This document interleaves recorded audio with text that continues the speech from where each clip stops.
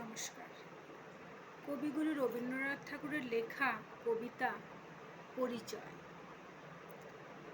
একদিন তরীখানা থেমেছিল এই ঘাটে লেগে, বসন্তের নতুন হাওয়ার বেগে। তোমরা শুধাইছিলে মোরে ডাকি, পরিচয় কোনো আছে নাকি? যাবে কোনখানে? আমি শুধু বলেছি, কে জানে। নদীতে লাগিল দোলা, বাঁধনে পড়িল টান, একা বসে গাহিলাম যৌবনের বেদনার গান। সেই গান শুনি কুসুমিত তরুতলে তরুণ তরুণী তুলিল অশোক, মোর হাতে দিয়ে তারা কহিল, এই আমাদেরই লোক। আর কিছু নয়, সে মোর প্রথম পরিচয়। তারপরে জোয়ারের বেলা সাঙ্গ হলো, সাঙ্গ হলো তরঙ্গের খেলা।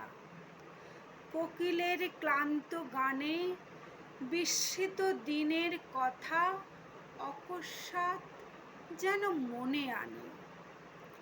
কনক চাঁপার দল পরে ঝরে, ভেসে যায় দূরে।